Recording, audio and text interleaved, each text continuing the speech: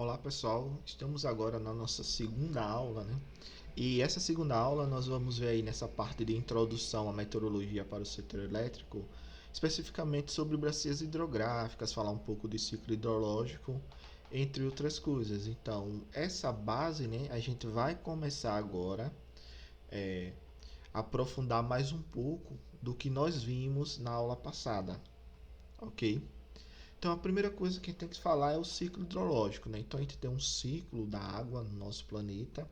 Basicamente a gente tem momentos que a gente tem evaporação, né? Por causa do calor, a questão de mudança de pressão da atmosfera, entre outras coisas. Essas nuvens, né? Esse vapor d'água, ele é levado para a região dos continentes ou a região onde tem terra, acaba formando nuvens e você tem aqui a precipitação. Então, uma parte dessa água ela cai aqui na região. Uma parte você tem a evaporação dessa água, né, que está condicionada ali aos rios, reservatórios, entre outras coisas. Uma parte vai ficar armazenada no solo, outra parte vai ser utilizada aqui pelas plantas para fazer fotossíntese, entre outras coisas, né? Toda aquela questão biológica das plantas.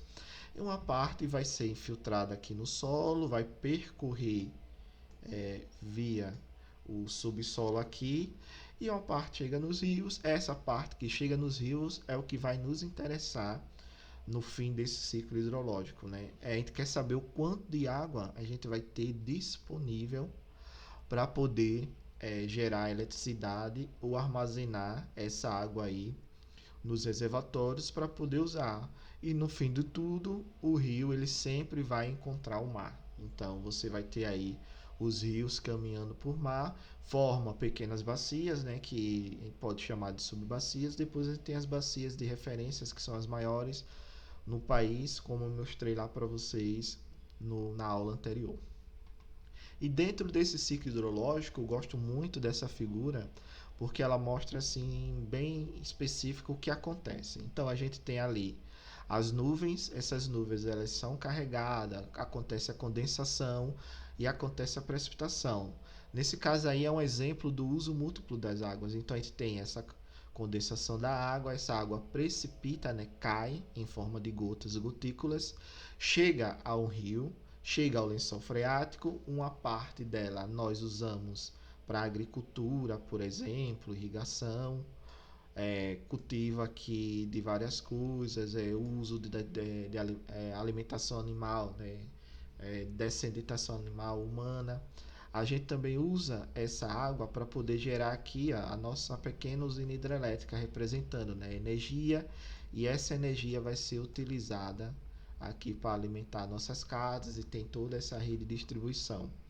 Uma parte dessa água ela continua sendo armazenada aqui no solo, como já falei anteriormente, até que ela venha aqui e chegue a desembocar no mar através dessa bacia hidrográfica, ok?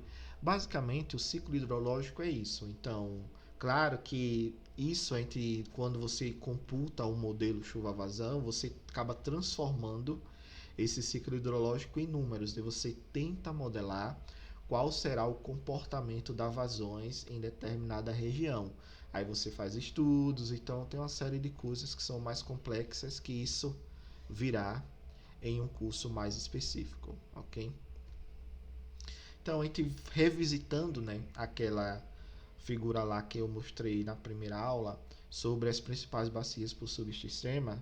Então a gente tem aí, né, o sudeste, centro-oeste, o sul, nordeste e o norte. Então, no final das contas, todas essas bacias elas vão acabar se interligando a outras bacias. Por exemplo, a gente vê que a bacia do rio Xingu aqui, ela não termina aqui, ela vai de encontro ao rio Amazonas, que tem mais ou menos uma trajetória por aqui, se eu não me engano, e vai aqui desembocar no mar. Também a bacia aqui do Rio Madeira, ele vem de encontro e forma esse que é considerado um dos maiores rios do planeta, né? O Rio Amazonas, e junta-se todas essas águas e desembocam no mar. Então, todo esse processo a gente vê claramente aí na formação dessas bacias. Então, a gente aproveita esses recursos que a gente tem natural, nesse caso, né, para poder gerar a nossa eletricidade, armazenando e usando a energia potencial acumulada nos reservatórios da água para tocar as turbinas, e esse tocar as turbinas gera energia elétrica que chega na nossa casa. Um outro exemplo clássico aqui é a bacia do Rio Paraná. Então, ele não é só essa região aqui, ele é bem complexo. E o Rio Paraná ele vai começar aqui, mais ou menos, né, no Grande e aqui no Paranaíba. Eles se encontram, formam o Rio Paraná. O Rio Paraná vai até mais ou menos aqui a região da Argentina, do Uruguai, e ele no final acaba sendo um rio que complementa aí o Rio Plata, né, lá na Argentina. Então ele encontra com outro rio que vem ali de outras bacias da América do Sul e acaba formando o Rio Plata, que vai desembocar lá na Bacia do Plata, na região da Argentina e do Uruguai. Outra revisita que a gente tem que fazer, relembrar, é que a gente existe na América do Sul um regime de precipitação. Então, para a gente, as regiões mais importantes aí são essas quatro: a região R6, R7, R5 e R4. Então aí você tem a sazonalidade desse ciclo hidrológico durante o ano. Essa sazonalidade a gente também chama como período hidrológico, né? Ou ano hidrológico. Então não é um ano calendário civil comum, dependendo da região. Ele começa, por exemplo, ali em setembro, outubro, quando você começa a ter o avanço das chuvas, no caso aí de Lavras, Minas Gerais, né? Eu estou olhando aqui essa figurinha. E ele vai terminar ali o período chuvoso e entrar no período seco aproximadamente entre março e abril. Então você tem um período que é chuvoso e um período que é seco nesse ano hidrológico, até que no próximo ano hidrológico, né, o ano hidrológico desse ano de 2019 e 2020 já está terminando agora, então já vai começar o ano hidrológico de 2020 e 2021. E a gente viu que ali na região sul realmente a gente não tem uma sazonalidade bem definida dessas precipitações. Depois que a gente vê esse pequeno resumo, né, do que a gente viu lá na aula anterior, a gente vai começar a entender um pouco mais aí sobre a geomorfologia das bacias hidrográficas. Por que estudar isso é importante?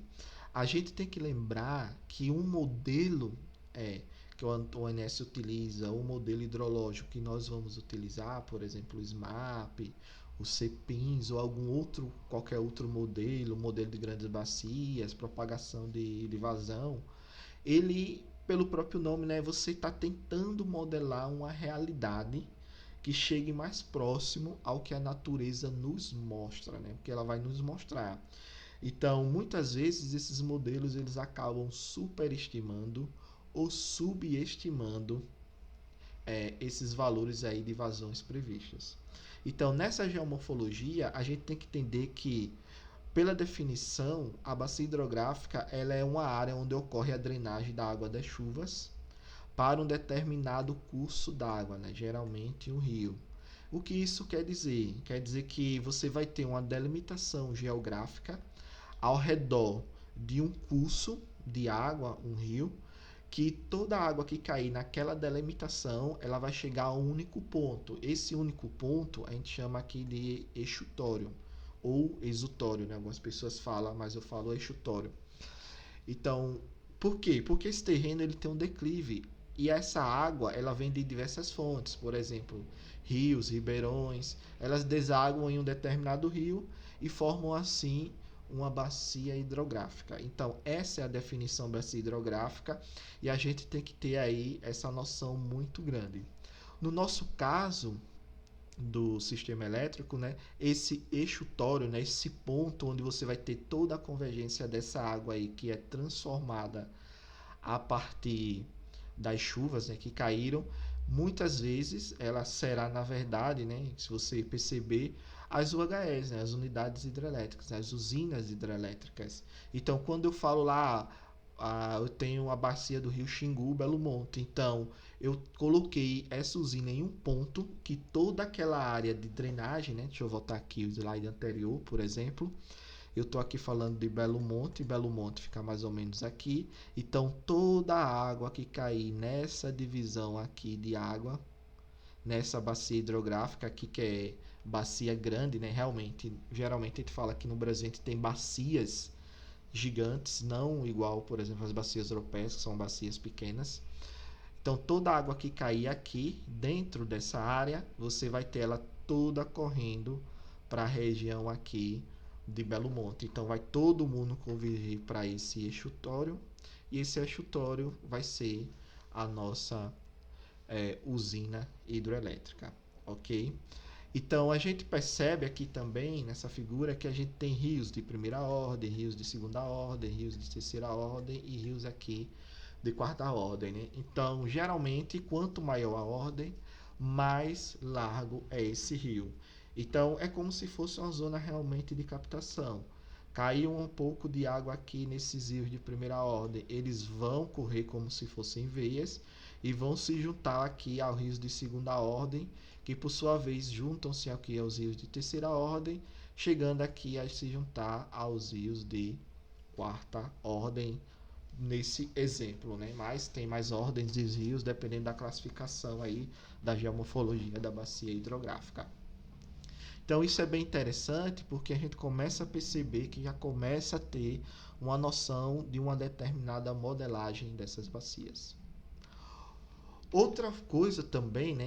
Na verdade são duas coisas que são bem interessantes, é o tipo de drenagem dessa bacia, que ela vai influenciar bem nessa parte, e a forma que essa bacia tem, né? Se ela é retangular, circular ou triangular. Por que isso é interessante? Porque você vai ter um comportamento aí das vazões dependendo de como estiver essa disposição aí dessas bacias hidrográficas, né? Depois a gente vai falar um pouco também sobre tipos de solos. Mas basicamente, né, essa forma ela vai influenciar em que, na verdade, é no tempo de concentração dessa água até chegar a esse estuário, por exemplo, aqui você nota que essas bacias aqui hidrográficas, esses modelos, ele tem aqui um único ponto de saída, né, que a gente chama de estuário. E esse ponto de saída, né, na verdade, esse estuário, você vai ter um tempo de concentração dessa água, por exemplo, em dias, em horas, em alguns segundos, dependendo de onde cair. Então, por exemplo, se eu tenho uma chuva muito grande aqui nessa área, né, que eu chamo aqui área 10, o que é que você vai ter? Então, ele pode demorar aqui, por exemplo, 5 horas para chegar aqui, ou ele pode demorar mais ou menos aí 10 dias, dependendo da bacia, se a bacia for muito grande ou não. E aqui a gente tem as principais bacias hidrográficas do país, né? A divisão hidrográfica que a gente viu lá, que muitas delas aí a gente vai ter um determinado interesse para a nossa região aí de estudo dos submercados no mercado livre de energia, ok? Aqui estão alguns exemplos, né, da influência dessa geometria que a gente tem de influência aí no comportamento das vazões. Então, se eu tenho uma vazão aqui mais retangular, né, é o caso da nossa bacia aqui do Rio Iguaçu e do Rio Uruguai, por exemplo, né? Então, você tem um comportamento, a vazão geralmente ela aumenta aqui, depois ela se mantém e depois ela decai, seguindo um padrão semelhante a isso.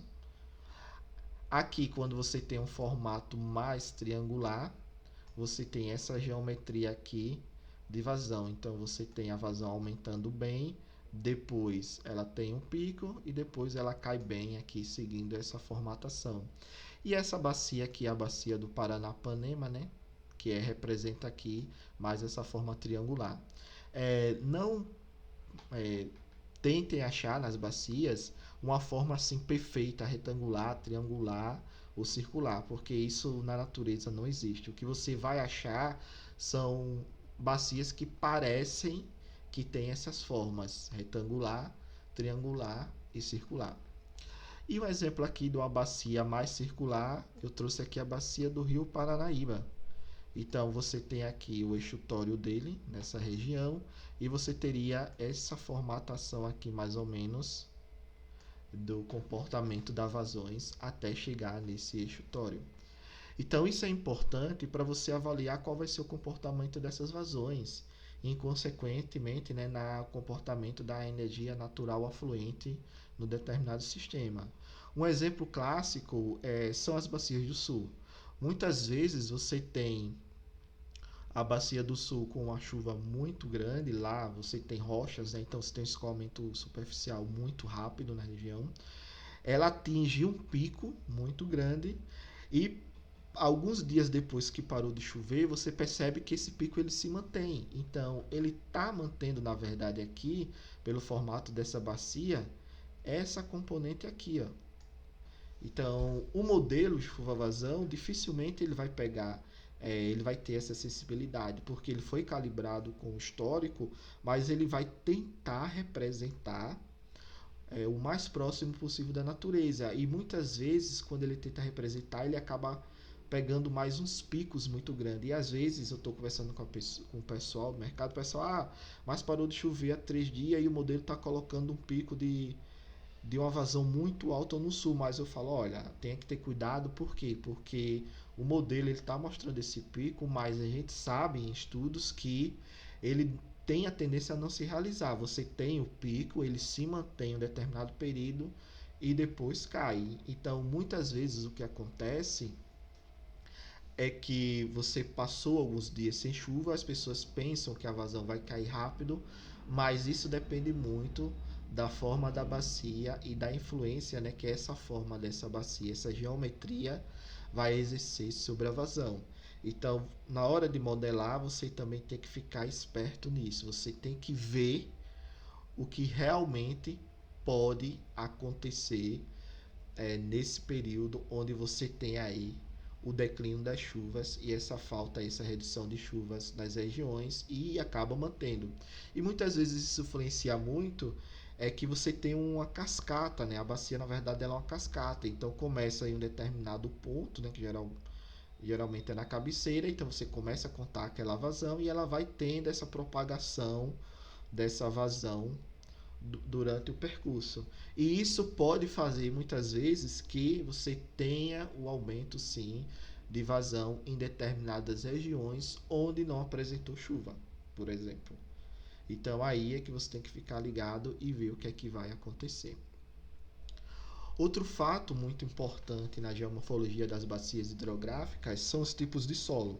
Coloquei aí um mapa só como representação dos solos do Brasil. Então você vai ter aí, para uma determinada quantidade de precipitação aqui, que seria esse quadradinho, você tem uma bacia, se ela for impermeável, ou seja, se ela for uma bacia mais rochosa, uma bacia, por exemplo, em uma grande cidade como São Paulo, que tem algumas bacias que estão dentro do centro urbano, o que é que vai acontecer? Você tem um pico alto de vazão e depois você tem um declínio razoável, né, de vazão bem rapidamente. Então você tem esse comportamento aí de pico de vazão e pode ocasionar uma cheia ali severa bem naquele momento ou naquele instante, ok? E depois você tem as bacias que são mais permeáveis, né? Essas bacias que são mais permeáveis para esse mesmo quadradinho aí de precipitação, essa mesma unidade, ela vai ter um comportamento diferente. Por quê? Porque essa precipitação ela vai cair no solo, ela vai ser absorvida nesse solo e a partir daí uma parte vai virar escoamento superficial e uma parte ela vai entrar no solo. Entrando no solo, chegando ao subsolo, essa segunda parte ela vai sair pela percolação, né? Ela vai aos poucos minando, saindo desse solo e em consequência chegando ao rio.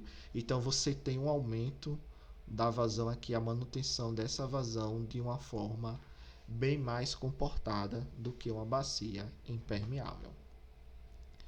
Um outro ponto dessa geomorfologia das bacias hidrográficas são os tipos de solo. Então, coloquei aí os principais tipos de solo, né? Um solo argiloso, um solo arenoso, um solo humoso e um solo aí que tem muita areia, muita terra, entre outras coisas.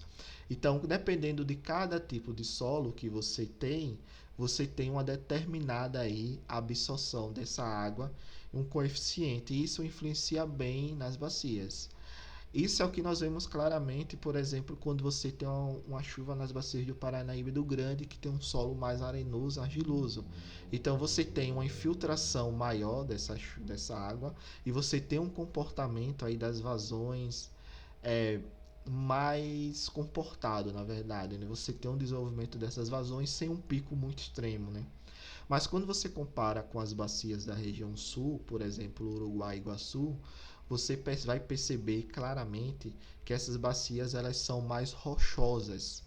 E essas bacias elas sendo mais rochosas, o pico de vazão, né, em um determinado momento, ele é muito mais alto se tivesse em comparação às bacias, por exemplo, do Rio Paranaíba e do Rio Grande. Então você teria as bacias do Sudeste, que são bacias mais comportadas, e quando você tem uma chuva razoável nas bacias do Sul, a gente tem uma vazão aí bem mais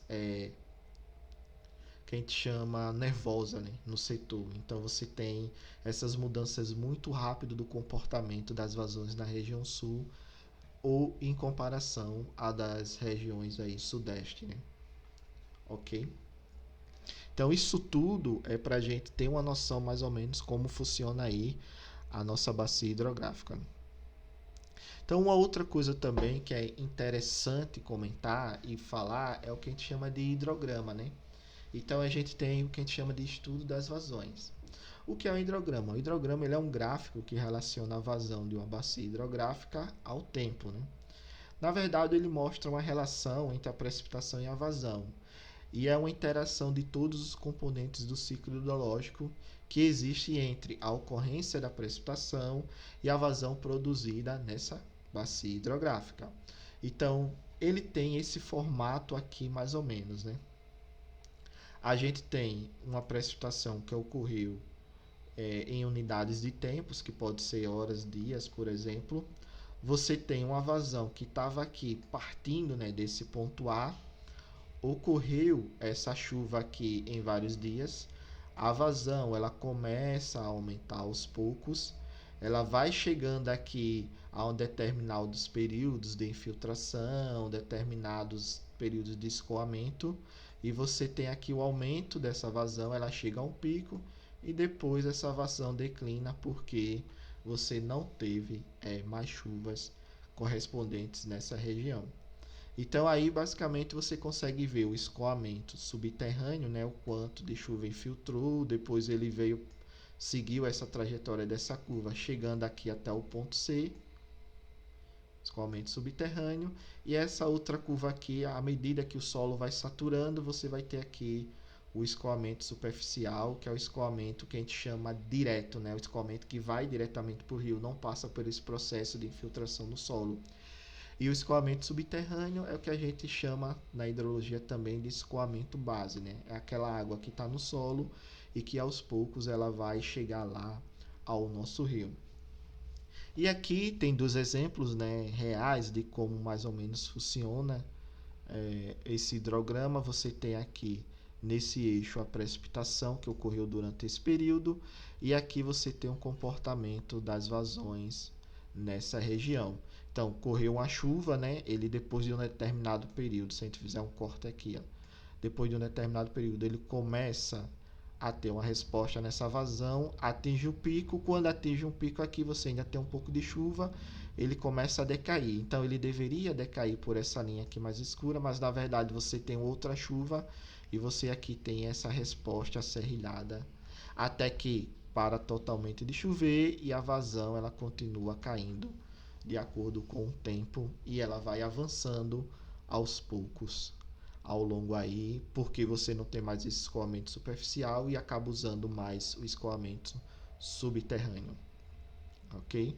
E embaixo também a gente tem um outro exemplo de uma bacia mais nevosa, né? Então ela tem uma resposta mais rápida aqui, a gente pode perceber aos picos de chuva. Então a gente tem um pico aqui, depois a gente tem outro pico aqui nessa região, depois a gente tem outros picos aqui, mesmo que a precipitação aqui seja menor. E um outro conceito importante é um conceito de modelo chuva-vazão. Então, o que são os modelos chuva-vazão? Eles são modelos capazes de transformar a quantidade de chuva em uma bacia hidrográfica, né? e você estima as vazões que são geradas a partir dessa quantidade de chuva que caiu nessa bacia hidrográfica, né? Então, como ele é feito, né, essa transformação? Você tem praticamente dois processos. É o balanço hídrico, que você tem na própria bacia, que você acaba fazendo o balanço vertical de água, né, para quantificar quanto será retido durante esse ciclo hidrológico. E o segundo ponto é o escoamento, que a gente chama, é a propagação dessa água acumulada no ciclo hidrológico que será transformada em vazão. Então, esses são os conceitos iniciais desses modelos chuva-vazão. Depois, no futuro, a gente vai ter um curso baseado no modelo de transformação SMAP que o ONS utiliza, né? E a gente vai ver bem claramente qual será o comportamento desse modelo e a gente pode até criar um modelinho aí, pegar uma bacia simples para dar uma noção boa para vocês terem de como esse modelo funciona, né? Essa introdução aí a conceitos de hidrometeorologia é para mostrar para vocês, né, a base que a gente tem para poder fazer esses próximos estudos de modelo chuva-vazão, de precificação de energia, entre outras coisas.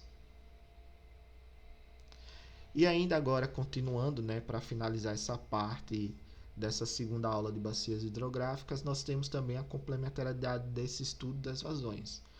No final de conta, o que você vai fazer é um balanço hídrico em uma bacia hidrográfica, como eu falei desde a primeira aula, né? Então você vai ter a quantidade de água que sai, você vai ter a evaporação, né? Aliás, a quantidade de água que entra, né, que é a precipitação nesse sistema, a quantidade de água que vai sair por evaporação e transpiração.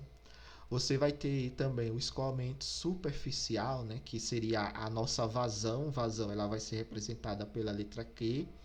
Você vai ter o escoamento subterrâneo. Você vai ter a infiltração de água que você tem nesse solo e você vai ter o armazenamento nessa bacia. E aí embaixo você tem um substrato impermeável, né? Essa água, ela, até um momento, ela consegue penetrar no solo, ela chega um momento que ela encontra uma camada de rocha bem mais dura, que a gente conhece como substrato impermeável, e ela não consegue mais ultrapassar. Então, a própria diferença de pressão que a gente tem entre essa camada arenosa e essa camada mais impermeável, ela vai fazer com que a gente tenha um escoamento subterrâneo chegando ao rio. Então, por assim dizer, você tem esses subíndices aí. Então, a letra C ele significa acima da superfície, ou seja, são todos aqueles processos que você tem ali ocorrendo, né, sobre a superfície, como o uso da água pelas plantas, entre outras coisas, é a evaporação daquele pouco de água que ficou ali nessa primeira camada do solo, entre outras coisas. Você vai ter os processos que vão acontecer, representado pela letra B, abaixo da superfície, que é aqueles processos que estão relacionados com aquela água que já está acumulado a partir de outros processos de precipitação que houve, né, infiltrações em outros momentos nessa bacia hidrográfica. Você vai ter a letra E, que representa, né, a entrada do sistema, que seria, por exemplo, a chuva que ocorre localmente, uma chuva que ocorre por outros sistemas frontais, né? Então, dessa água que vai entrar aí nesse sistema. E também você vai ter aí a saída do sistema, né? Que é para onde essa água caminha, que na verdade, no final das contas, ela está indo em direção ao mar e essa água ela vai sair e vai acabar chegando aí ao nosso eixutório, né? E esse eixutório que geralmente representa a nossa usina hidrelétrica, né? Na verdade pode ser uma CGH, uma PCH também. Então, cada setor dessas usinas, eles têm uma bacia hidrográfica que está relacionada a elas. Então, toda vez que você tem essa informação, essa chuva ela vai concentrar e vai chegar no destino final a essas bacias hidrográficas, ok? Então, isso é que eu trouxe para vocês, são essas noções sobre bacias hidrográficas, e na próxima hora nós continuaremos esse estudo, né? Também, e vamos avaliar agora outros aspectos hidrometeorológicos que nós temos, né, que influenciam nessa nossa formação de preços, ok? Obrigado, pessoal, por assistir essa nossa aula, né? Agradeço muito a participação de vocês. Então, espero que tenham gostado dessas noções básicas aí sobre bacias hidrográficas e até o próximo conteúdo. Paz e bem a todos.